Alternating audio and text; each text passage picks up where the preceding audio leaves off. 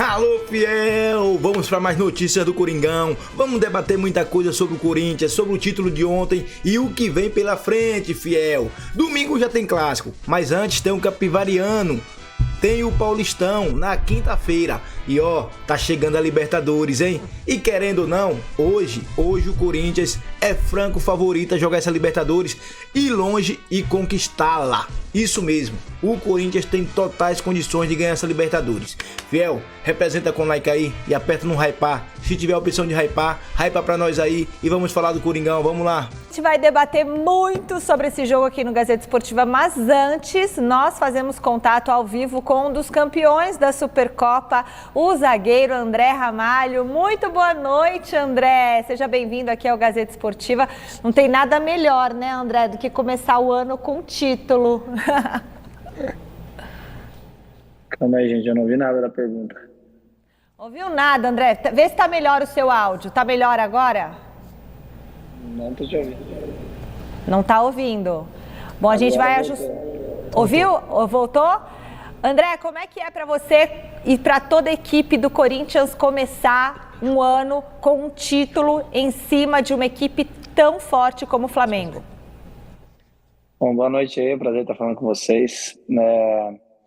Bom, é sensacional, obviamente. Acho que todo time deseja isso, né? Iniciar o ano de uma maneira tão boa assim, né? Com título.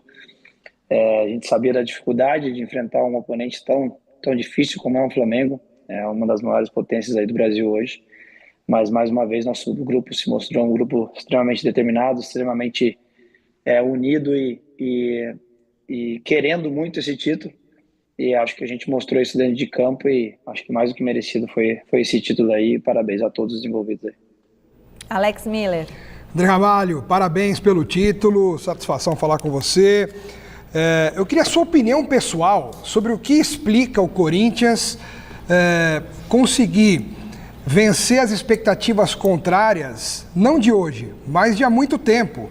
Né? Vai pegar o Palmeiras, o Palmeiras é super favorito, o Corinthians vai lá e atropela. Vai pegar o Cruzeiro, que tem um investimento gigante, está crescendo, milionário, o Corinthians vai lá e atropela. Mas agora é o Flamengo é o todo-poderoso das Américas. O Corinthians vai lá, mete 2-0, não toma nem conhecimento. Para você, no íntimo, pelo que você convive internamente no Corinthians, o que explica tudo isso? Bom, é difícil falar, né? São tantos fatores que envolvem isso, né? Que fica difícil falar uma coisa só. Eu acredito muito no poder do trabalho, no poder das coisas sendo bem feitas, né? Eu acredito que eu posso falar desde o momento que eu cheguei, né? Onde estava lá na época com o Fabinho Soldado, com as contratações que ele fez, e eu fui uma delas, do reforçar o elenco, da maneira como foi trabalhado nesse tempo todo. Agora, essa continuidade do trabalho que vem sendo feita com o Marcelo Paz, com o Dorival. Então, acho que sim, é um processo, né? Como a gente já falou, eu lembro que a gente conversou isso lá em 2024, quando a gente bateu na trave da Sul-Americana, bateu na trave da Copa do Brasil. E uma das coisas que eu comentei, que outras pessoas comentaram, é isso, que é um processo que às vezes nem todo mundo entende, mas que necessita uma paciência, né? Não é assim da noite para o dia que as coisas acontecem, ainda mais diante de tudo que vinha acontecendo, né, dentro do clube. E acho que, pouco a pouco, acho que o fruto desse trabalho que vem sendo realizado aí no decorrer dos últimos 2 anos, aí eu diria, a gente vem colhendo. Mas claro que no final das contas a gente tem que mostrar isso dentro de campo, a gente tem que aplicar isso dentro de campo e conseguir, né, concretizar o bom trabalho que está sendo feito nos bastidores dentro de campo. E eu acho que isso que a gente vem conseguindo fazer. Acho que uma das coisas que a gente comentou é esse nosso espírito de equipe, essa nossa união, que é o que fez com que a gente lá em 2024 conseguisse não só se livrar do rebaixamento, mas terminar na zona de pré-Libertadores, conseguir chegar nas semifinais, como eu já citei, conseguir ganhar o Paulistão ano passado, a Copa do Brasil e agora, né, a Supercopa. Então, acho que esse espírito de união, essa entrega de todos, seja ali pessoal nos bastidores que não aparece na televisão, e seja nosso ali dentro de campo, acho que essa união é que vem fazendo com que a gente tenha conseguido alcançar esses títulos nos últimos, né, ao longo desse último ano aí. A união faz a força. Thiago Salazar.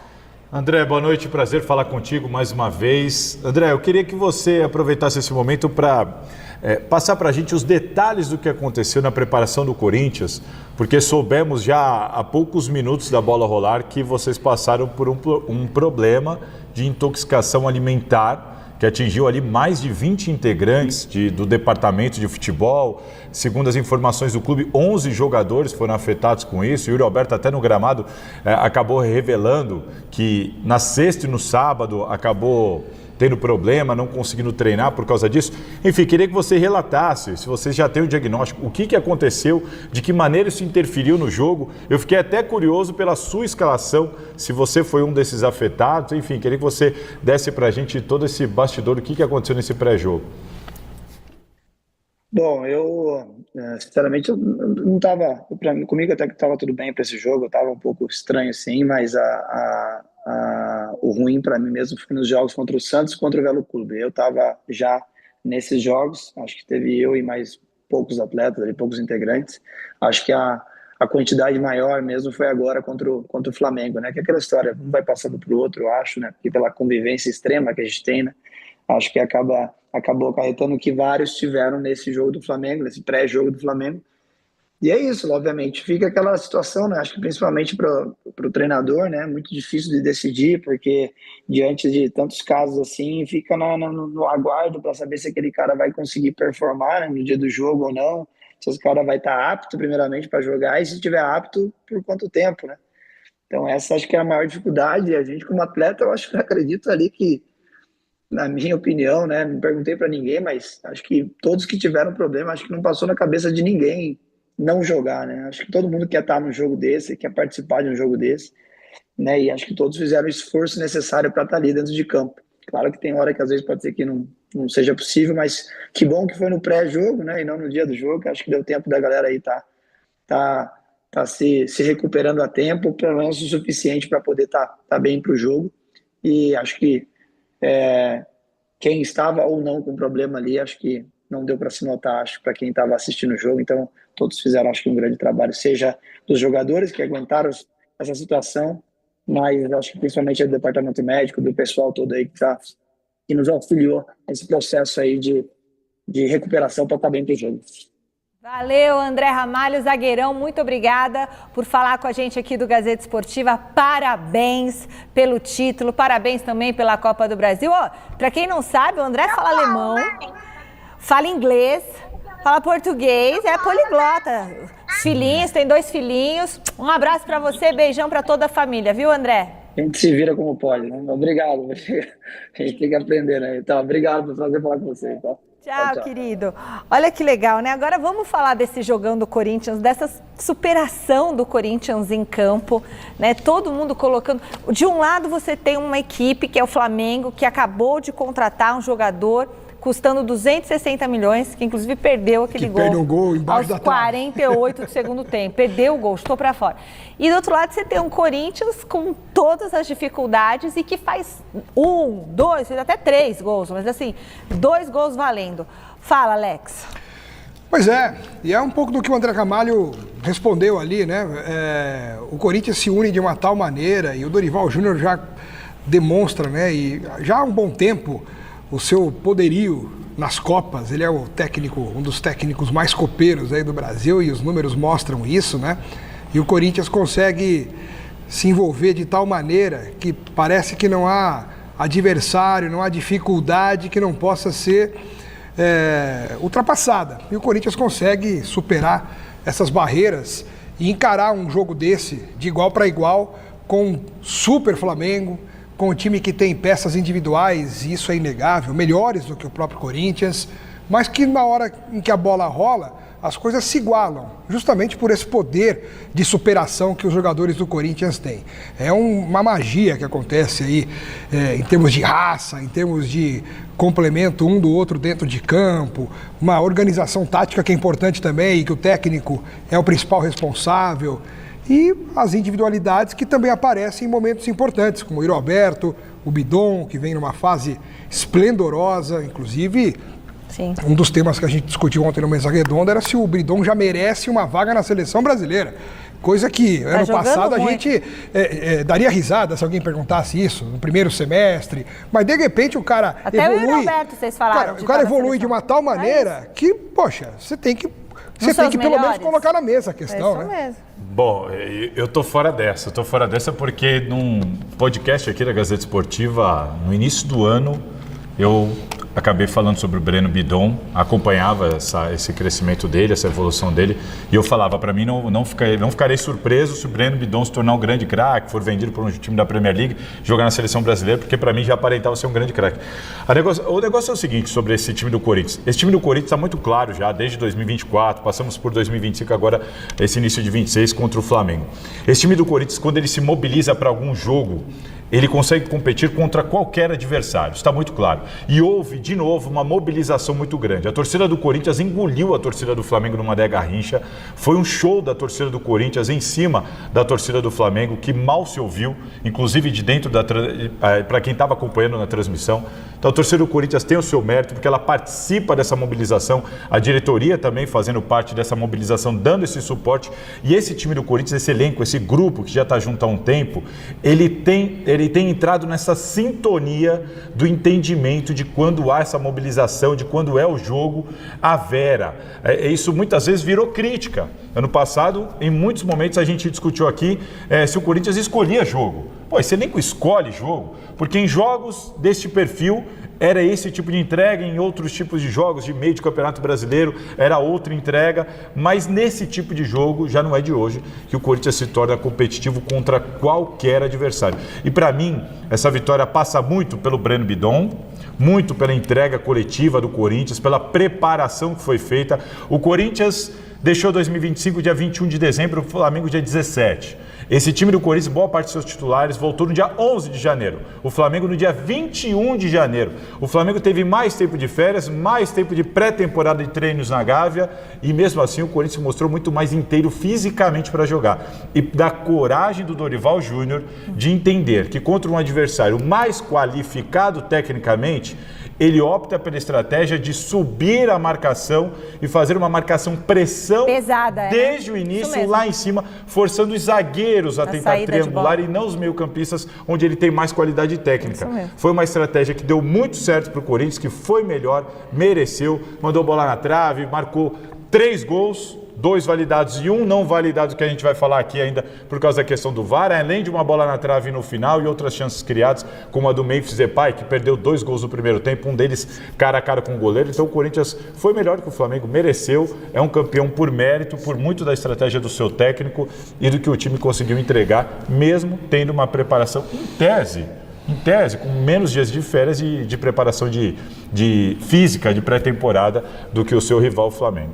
O Dorival é Mr. Copas, ele é tetracampeão das Copas do Brasil. Se o Dorival falasse outro idioma, aqui no Brasil colocariam ele em outra prateleira. E essa marcação pesada, né, na saída de bola, marcação individual também, que o Dorival fez. O gol sai de uma jogada ensaiada, também é mérito do treinador, porque claramente o primeiro gol do Corinthians é um escanteio, onde há 3 passes, 4 jogadores tocam na bola, até ela ser alçada onde estava o Gustavo Henrique, cabeceia por meio e sai o gol. Você claramente sabe que essa jogada ensaiada aí, quem desenhou essa jogada ensaiada foi o Lucas Silvestre, que é filho do Dorival Júnior, assistente técnico. Sim. Ele desenhou essa jogada ensaiada, ele treinou essa jogada e o resultado a gente viu em campo. E meio para mim o grande mérito foi a sacada e a coragem, porque eu vou te falar, você enfrentar o Flamengo e decidir montar uma estratégia onde você vai pressionar lá em cima, na área do adversário, correndo risco. Por que eu falo correndo risco? Porque se essa marcação não está bem sincronizada e a bola passa, como a gente costuma falar, o Flamengo, com toda a sua qualidade técnica, teria o Corinthians completamente exposto. Seria um risco alto. Então o Dorival, além de ele teve a coragem de ter a ideia, de querer executar, de conseguir organizar para ela ser eficiente e no campo a gente viu que deu certo. E cadê a música do Corinthians? Porque aqui não tá tocando música do Corinthians. Os Corinthians ganham, tem que tocar o hino do Corinthians. E a gente vai falar ainda muito mais, vai falar de VAR, vai falar da expulsão aí do Carrascal. Tem muito assunto aqui no Gazeta Esportiva. Depois foi o hino, mas antes eu... E assim, se alguma coisa ali for feita fora do protocolo, ou eles tiverem dúvida, eles têm que perguntar para quem? Para o observador. No caso, era o Périx Bassols. E ele falou o quê? E o Périx Bassols, ele acaba se metendo. Ele se comunica com o árbitro. Ele se comunica. Inclusive, ele dá opinião. Uma agressão, para mim, é lance para expulsão e tudo mais. Ele não pode... Isso é interferência. Isso é interferência externa. Ele não pode ter essa comunicação, ele não pode participar dessa comunicação com o juiz de campo. Isso fere o protocolo. Isso fere o protocolo. Então, este foi o erro. Houve interferência externa de uma pessoa, que no caso era o Périx Bassols, observador, que não poderia manifestar opinião ali de lance interpretativo. Esse é um problema, e o problema é de que, cara, e se não estivéssemos no intervalo? Então esse lance ia passar, porque varreram as câmeras ao fim do primeiro tempo e não encontraram. Deram sorte que veio o intervalo logo na sequência. E só mais um detalhe, normalmente em jogos do Campeonato Brasileiro, por exemplo, a cabine do VAR fica na sede da CBF no Rio de Janeiro.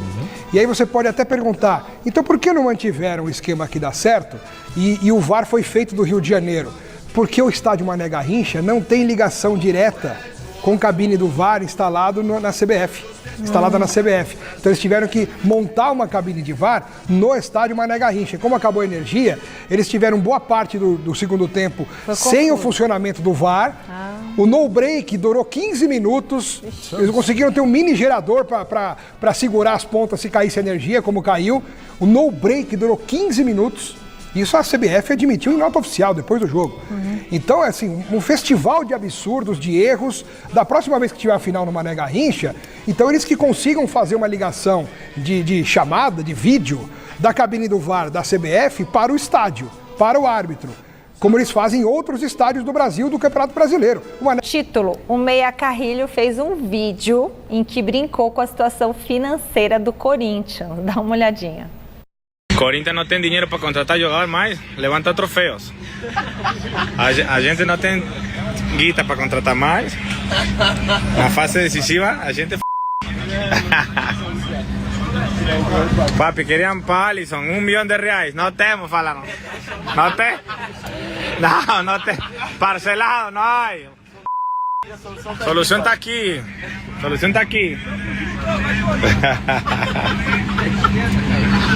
A gente está cheio de dívidas, mas... Tatusa, já está falando que agora a gente não precisa pagar caro. Jogador, não precisa pagar. A gente não precisa de jogador caro. Não. A gente precisa sim. Tá tudo bem, tá tudo bem. Tá falando pra torcida que vieram R$1 milhão por Alisson. A gente não tem. Tamo duro, mano. Bem parcelado, meu foda. É uma figura, né? É uma figura. E aí ele também teve muito bom humor quando ele lembrou do Martínez, que ainda não se representou ao clube nessa temporada. Cadê o Martínez? Vamos ver o que o Carrilho falou? Não fuimos, um beijo. Olha, o Martínez aparece na foto do título ou não? Vamos estar mostrando a foto, não aparece? Vai aparecer na foto do título ou não? Cadê o Martínez? Só foi Iago. Olha, e tem uma notícia sobre o Martínez que é a seguinte: a diretoria do Corinthians teve acesso ao protocolo de pedido do Martínez sobre a renovação do passaporte. E este protocolo diz que o pedido foi feito dia 13 de janeiro. Dia 11 de janeiro, o Corinthians já estava em campo, estreando pelo Paulista. Ele pediu depois? Ele pediu dia 13, a diretoria já tem este protocolo em mãos. Por isso que eu estou dizendo, a situação do Martínez vai ficar complicada. Porque ter deixado o passaporte vencer e solicitar dia 13 de janeiro, esqueceu. O Martínez é um assunto que ainda vai ficar muito sério dentro do Corinthians. E o Carrilho é isso daí, os outros títulos da Copa do Brasil e do Campeonato Paulista, ele também abriu live de dentro do vestiário. Esse aí é o Carrilho. Falei até, Martínez é o Carrilho. O Carrilho é isso daí. Tá certo, você acha legal? E ele fazer as movimentações e o time joga de acordo com as características do Yuri. O Yuri não é o cara para fazer a parede, o Yuri não é o cara para fazer 1-2, o Yuri é o cara para aproveitar, se projetar nos espaços vazios em velocidade e finalizar. Quando tem o Memphis, ele consegue fazer isso, esse entrosamento e essa característica, elas se combinam ali no ataque. Então, assim, a gente não sabe se ele vai renovar ou não, me parece que o Corinthians está devendo uma bala para ele, muito dinheiro, estão querendo parcelar, então assim... O Dorival consegue armar essa equipe dentro das suas características. Pro título de ontem, tem mais um bonuzinho, né? Perto de 4,5, né? Então, assim, o Dorival, ele arma essa equipe com as suas referências, mas ele consegue... eu até estava falando com o Celso, né, antes, assim, o Corinthians armou o seu time de acordo com o Flamengo e o Dorival arma a sua equipe de acordo com o adversário, dentro das suas características, mas anulando o ponto forte dos adversários. Se você observar, contra o Palmeiras foi assim, tanto na Copa do Brasil como no Campeonato Paulista, né? Na Copa do Brasil contra o Cruzeiro, vocês lembram que o Corinthians jogou contra o Cruzeiro no Campeonato Brasileiro, tomou um sacode. 3-0. 3-0 e assim, o Cruzeiro amassou. E o Dorival falou, calma, a Copa do Brasil vai ser diferente. E foi. Né? Então, assim, o Dorival conhece a sua equipe, as suas limitações. E ele, de forma, como é que eu vou dizer assim, majestosa ou de forma clara, né? Você percebe que ele arma a equipe justamente com esse tipo de situação. Eu vou dar a bola para o Flamengo, entrego aqui, vou jogar na minha fechadinho, explorando o contra-ataque ou jogando no erro do Flamengo, porque ele vai partir para cima, eu vou criar os espaços para poder jogar. Só que no Corinthians, eu acho que o Dorival encontrou um componente que ele não havia encontrado antes, mesmo no Flamengo. Não tem como comparar, o que é a torcida. Né? Então, assim, quando você viu, eu peço desculpas, quando você viu o Dorival pilhado do jeito que estava ontem, difícil, mesmo no São Paulo, nos momentos difíceis e tal, mas ele estava pilhado de um jeito, respondendo. Eu acho que ele está machucado. Flamengo. Não, eu acho que ele está machucado, muito machucado, pela saída da seleção brasileira. Não, eu acho que tem mais a ver do que qualquer outra coisa. Mas eu acho que não, Plihá. Ontem, tudo bem, pode ser a questão da seleção, mas ontem tem a questão do Flamengo. Você lembra como ele saiu? Não, mas o Flamengo ele já venceu a Copa do Brasil de 2023. Sim, mas ali a coisa estava mais fresca. Plihá, mas é sempre uma resposta para as pessoas que o tiraram dali. Claro. Porque o Flamengo continua Flamengo. Eu acho que a necessidade de se provar. Ele sai do Flamengo vencendo, ele sai da seleção perdendo. Essa é a grande diferença. Você faz um planejamento junto com a diretoria, você fecha, vamos jogar as Copas. E a maior prova disso é que no Palmeiras aqui, no Allianz Parque, ele veio e jogou com o time reserva. Porque eles tinham feito um planejamento para as Copas. Ele ganha a Copa do Brasil, ele ganha a Libertadores e ele vai embora, ele é mandado embora porque nos últimos 3 jogos ele não consegue manter a qualidade do time. Peraí, você ganha o que você planeja, natural, os últimos 3 jogos os caras dão aquela relaxada. Não tem como. O futebol é estressante. Você ganha, aí você é mandado embora. Eu acho que no jogo a resposta... eu acho que foi para o Flamengo. E aí você acaba sendo contagiado por aquilo que a torcida fez. Quase 200 ônibus. 184, se eu não me engano. Porque, assim, essas coisas chegam, Plihal. Quem estava lá, Zé, um breve parênteses, diz que a diferença entre as torcidas... Claro que o jogo, a forma como o jogo rumou também interfere no comportamento. Mas está muito no tipo de torcedor, no perfil de torcedor. O estádio estava dividido. Você tinha o mesmo número de rubro-negros e corintianos. 50, Os corintianos não eram corintianos da região. Em grande parte, eram corintianos que vieram de São Paulo. Sim. Os torcedores do Flamengo, a esmagadora maioria, isso eu ouvi relatos de quem é de lá, era de lá.